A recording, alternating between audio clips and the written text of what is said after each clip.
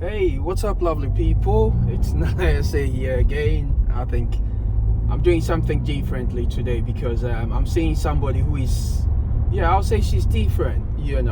I've done a couple of series which it's in regards to people from black and minority backgrounds who joined the British Army. And for today, guess what? I'm going to meet a black person. And I think these are mainly the reasons why I am celebrating this very important person. One, she's a black person, black female.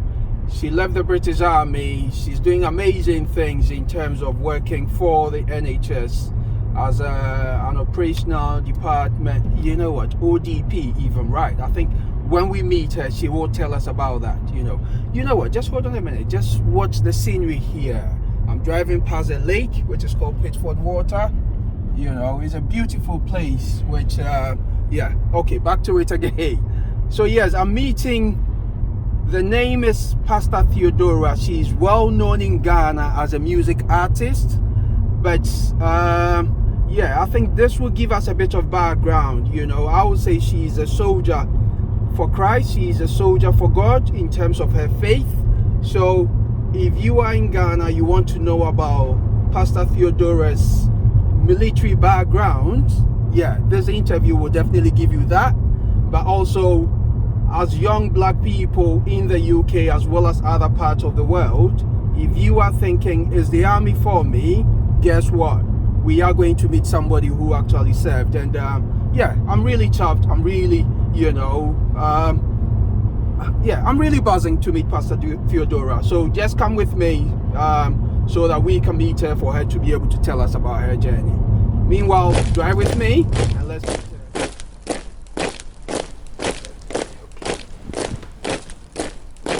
Hi everyone. So this is Nana SA once again. I have a very, I'm really humbled to have, this person on the screen today. I refer to her as Pst Theodora. And Pst Theodora has got, an amazing story. She is a woman of many, I wouldn't want to say many colors, but she wears many hats, okay? And I will give you an update as to basically what she does. If you are watching us for your first time, my name is Nana SA, and we run this project called Black Next Gen. Black Next Gen, what we do is we tell stories of black and minority people. And for, today, I have this amazing person who is definitely on our screens. Please introduce yourself. Thank you, Nana. Thanks for coming. My name is Pst Theodora, as he rightly said. And, well, I do wear many hats. Today, I have a hat of many colors, too. I'm a pastor, an ordained pastor of a church called Pearly Gates Church.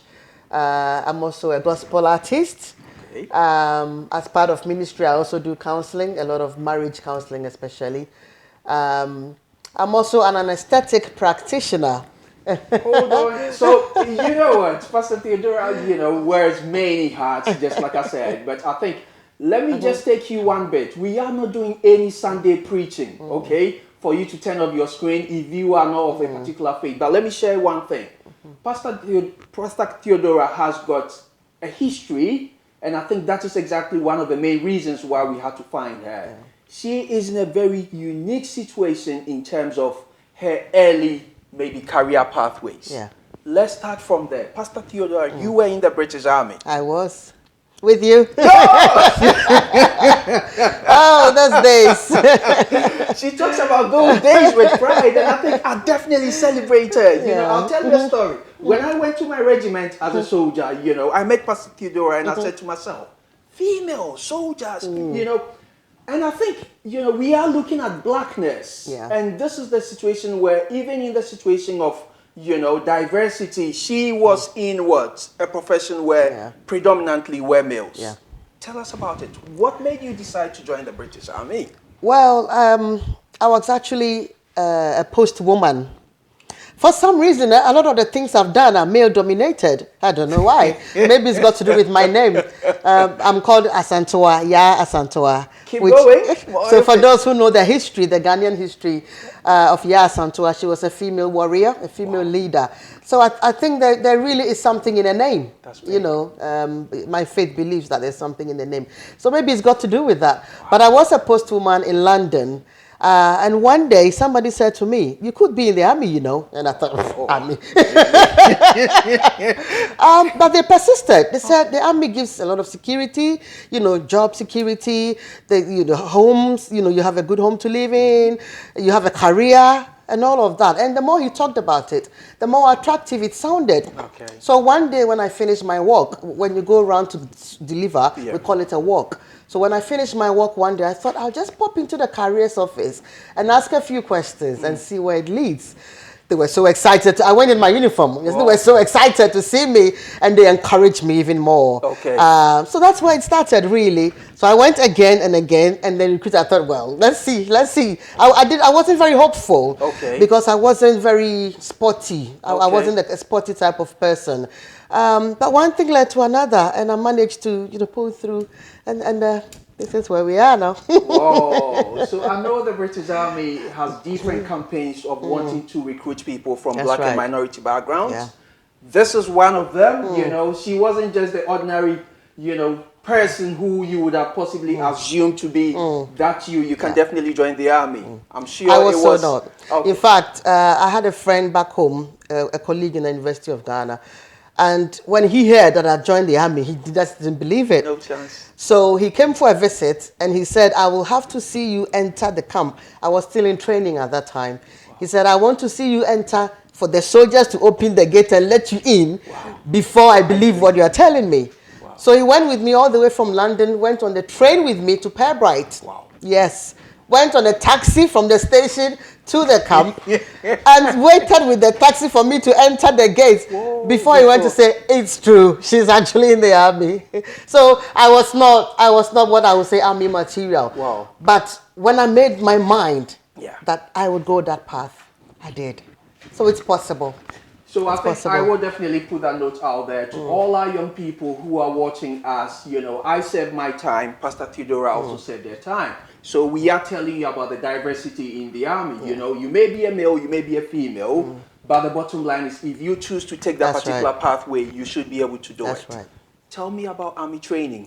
Oh, that was difficult. Now you know, my goodness, especially for a female that wasn't very sporty background, it was difficult. It was challenging. There were many times where I felt like quitting. Okay. In fact, at one point, I was home on sick. I wasn't too well, so I went home for a bit. And I said I wasn't coming back. But one of the guys called me. In fact, I was speaking to him not long ago. And when I reminded, he couldn't even remember. But these are the things we do in life. Saying something to somebody, you don't realize the impact it makes. And this thing you're doing, this Black Next Gen, it's making huge impact that you don't even realize. Because he didn't remember what he did. He called me and said, if you don't come back, I'll be very upset. And I said, okay, I'll come back. And he doesn't, can you believe he doesn't remember? So that is what took me back. I told myself I wouldn't go back. It was difficult, the physical training. I wasn't too bothered with the academic stuff because, that was okay. But the physical, the runs, the tabbing, the going on exercise, sleeping in the bush, it didn't matter what the weather was like. In fact, they seem to love cold. Just go out there, sleep in the cold, wet rain. You dig trenches, pits, and sleep in them. It was difficult. When did you start your phase one? I think it was 2004, 5. Okay. Yeah. Okay. And which month did you start your phase one? Oh, I can't remember, but it was cold. Oh dear. Yeah. And I think that's exactly it was a winter time. That's exactly what I'm driving at because in as much as you'll be in the army, usually during summertime, you don't do any exercises. They do it when it's winter. You do it in winter and you ask yourself, really? You feel the cold and that's when you actually go out there into the cold and sleep in the forest, I suppose it's all supposed to build your strength, your tenacity, see how much you can cope. I think that's all part of it. And that really builds us. In all the pain, there is gain at the end. There really is. You get that sense of achievement when you go through it. And it does prepare you for a lot of things in life. I find a lot of parallels with army and ministry. because you just have to push, you have to persevere, you have to have an aim in mind, Yeah. and you enjoy the fulfillment and the blessing that comes with it. So it's a good training. How It did really you is. feel being a female in a dominated environment, as in males? It's again, it's intimidating. It's difficult, but it's also rewarding because when you achieve it, the men have done it, and I have done it too. I remember when I came out to my unit. One day, one of my friends called me. Actually, the guy called me and said, "My wife wants to speak to you." Okay. So he passed the phone to me, and she said, "My husband just brought a bag home." And I asked him, "So if you also carry this bag?" And he said, "Yes, but I don't believe him. So I want to ask you, do you also carry this bag?" I said, "Yes." She meant the vegan for Yeah, the exercise. vegan, yeah. I said, "Yeah, plus a raffle." Wow. So it gives you that sense of achievement and pride in yourself. And you know that you can do it. Of course, it takes the grace of God. Those of us that have faith, we relied a lot on our faith as well. And for me, I also relied a lot on music. Music saw me through it.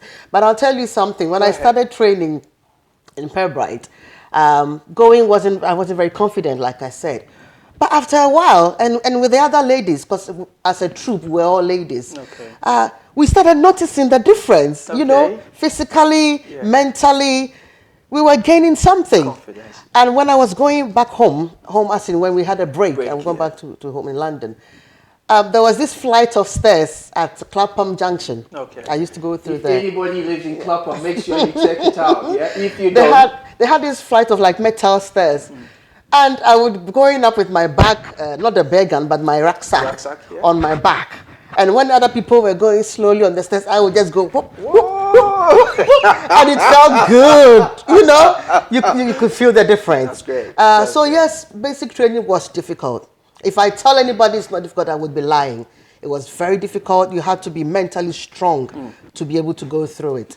But once you go through it, you You get feel that the sense reward of for it. That's right. This is a situation where, as a black lady, or maybe let me refer to you as a black woman, we do have some misconception in regards to doing some of these kind of strenuous jobs, thinking that is it likely to have an impact on me in terms of maybe having a future, having a family, or even, my own morals and perceptions in life. Do you think joining the army had an impact, on your future? No. Okay. If anything, it was positive. Okay. Because it brings you out of that mode where, as a woman, especially with certain upbringings that we get, you're supposed to do this, you're supposed to be limited to that. It breaks you out of that mode, and it opens the world up to you. You can do anything. And from then on, it's led me to another career path. Which I encountered whilst I was in the army. I didn't know anything about that until I joined the army. So no, it hasn't had any negative impact. You still be a woman. Well, I had children whilst I was in the army. After the army, I've had children. Okay. So it didn't have that kind of impact. Okay. Yeah. So to anybody out there who is wondering, is the army going to be for me? I would definitely say, you know what? I had my best time in terms of life. That's exactly what Pst Theodora is also telling you. So to all our young people out there, to parents out there who are equally thinking, you know what will be the best pathway for my child, my niece, my daughter, whatever it is, we would say, think about the army. And I don't know whether the army wants to, maybe pay me some little bit. I'll do some more PR for you. You're doing a good job for them. But I think one of the main things we want to look at is, in terms of maybe your army career, is there anything in particular that made you feel, was this for me? Well, there were moments where, especially in training, where you think, what am I even doing here? Because you feel so sore, so tired. And sometimes you feel dehumanized, because people are different. You always get that one person who would treat you unfairly, who would say horrible things to you or do things like that. And moments like that, you tend to feel a bit down. But that's all part of it. Like I said, there were moments. So there were also the positive moments as well. I remember one time on a run. I think this was phase 2 training. I can't remember if I was feeling a bit unwell or if I was just tired, but I was just falling back and back. And a female corporal, a white lady, she was so mean. She said really horrible things, you know, calling me a jack cow, jack cow, jack cow. She kept repeating it. And I was crushed. My spirit was broken. And in moments like that, you think, is it even worth it? Why don't I just get out of here? But I'll tell you the other side of it. When that moment passes, you actually laugh about it. And as a female troop, you know, women are more dramatic, more emotional. Yeah. So we had a lot of moments like that in our troop, a lot of tears when we were out there being beasted, as we say. Oh. But when we come back, days after, weeks after, we actually see the humorous side of it. And we laugh about it. And that has taught me in life that this too shall pass, as we say. So there are times in life where you go through the valley, but a time will come where you find yourself on top of the mountain. Because wherever there's a valley, there's also a mountain. You need mountains to have the valley. So if you're going through a valley, then it means the mountain is there. You will get there. Hey, I wish to say that amen. You know, we definitely not going to go through the Sunday preaching, but I'm really enjoying this, you know. The reality is, it was a lonely, moment, and That's I think right. it can even be a lonely moment after you've left, That's you right. know, because your experiences, people don't understand you. You may not want to share your experiences, and I do remember when I came to my unit and I saw you ready to deploy, you know, I was asking myself, if I'm seeing a female ready to deploy, that means I should get myself ready, you know, and all these comparisons that happens to you subconsciously, it does play on your mind. That's right. You know. This is the situation that, you know, I would say I will be putting photos of Pst Theodora in her army kit, the different, you know, so that you can have the evidence that she actually did serve, you know, because I think what we aim to do is to be able to get young people, parents, to be able to tap into the likes of Pst Theodora and say, you know what, how was it like? Can I also do it? And we believe we can also do it. You know, if she's done it, so would my niece, my other daughter, or whoever it is, would be able to pave that same way. So when you left the army, what next? What did you decide to do? I left in 2007, and I wanted to do. I came across this profession called anesthetic practitioner. Okay. The other word is ODP, operating department practitioner. So I wanted to do it in the army, and the army does train people in Birmingham, but it was such a long process. And because of family life as well, I was thinking, well, maybe I'll leave and do it outside. So I left in 2007 and went straight into uni to do the course, the operating department course, which gave me a diploma higher education, and started straight into it. And you have since qualified and continued to work in the NHS. Absolutely, yeah. Wow. So just like me talking about a lady with many hats, you know, so she's won her beret, you know, in the army. She's left the army, now working in the NHS. Yeah.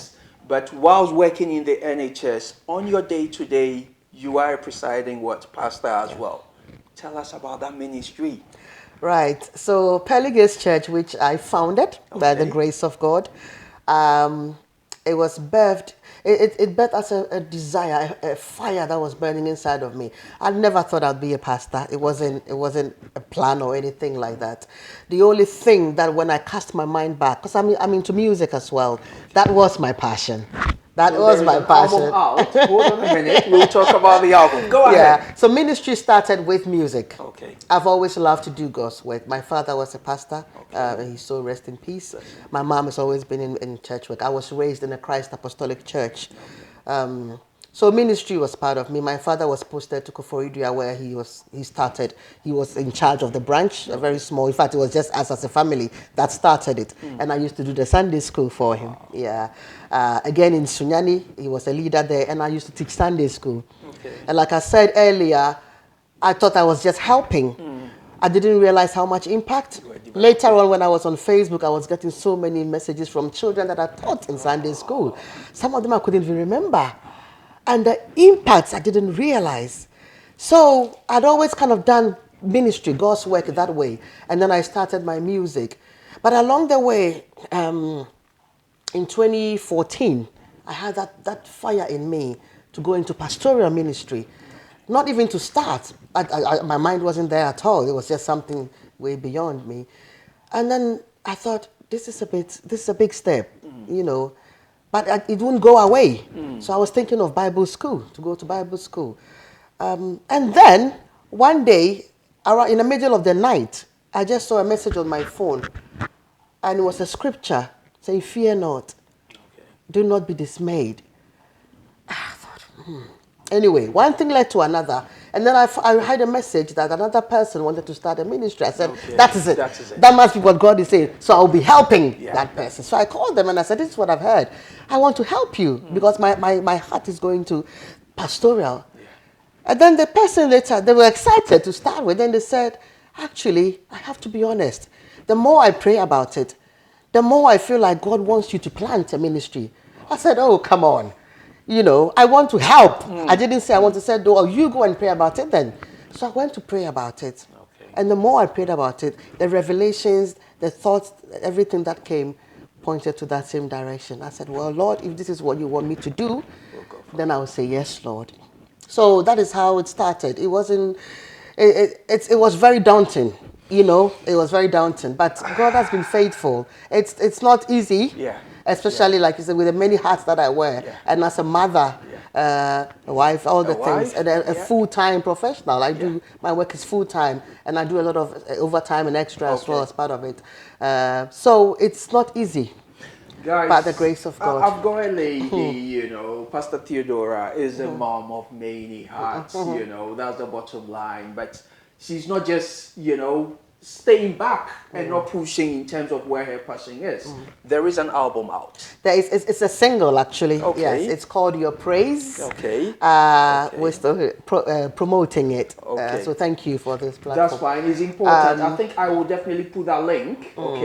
Because if I'm talking about the link, Pastor Theodora is also a YouTuber. She's got a YouTube account as well, you know. So check it out. I will put the link as well, you know, so that you can follow and get, you know, some of these positive vibes. I am hoping that I would encourage, and if she's not already done it, the likes of Instagram, you know, all those things. I will put all those links there so that if you want to reach out directly to her, you know, ask any questions that you think may help you in making that decision.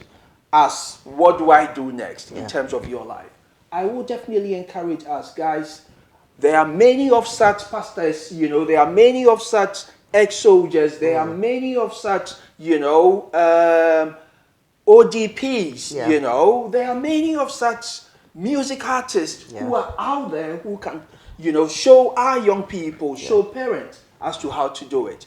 But the bottom line is we need to tap into them so that they can hold our hands. That's right. Pastor Theodora, if I may ask, if you are saying anything to people out there for us to be able to wrap up for the day, if anybody is thinking of the British Army or thinking of joining the Army, especially as a female, what would you say?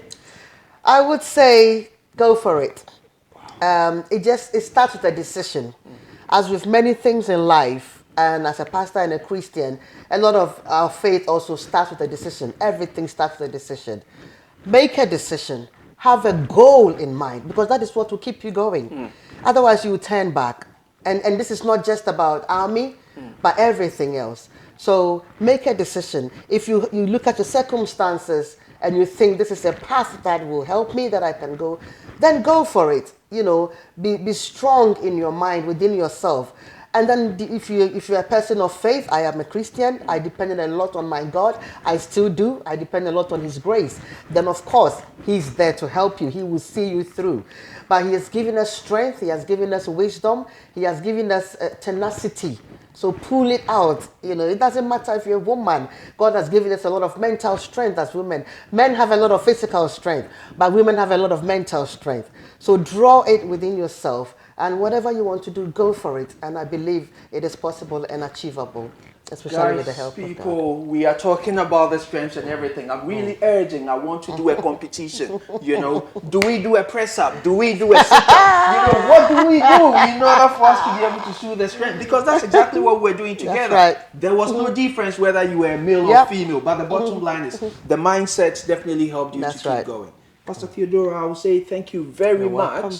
for giving us the space, You're most okay, for welcome. us to be able to come to your space, talk to you, and also for you to share your experience with us. Most We are welcome. hoping that this story may have motivated somebody out there. It has. You know, I think, just like I said, when I met Pastor Theodora, I said, nah, you know, I'm not slacking. When we were running, boom, boom, boom, she was off it, she was doing it. You know, and these are the kind of motivations that we need in our community. So if there is anybody out there who thinks, you know what, I've got that story to share to motivate one person, that person, please get in touch. My name is Nana S.A.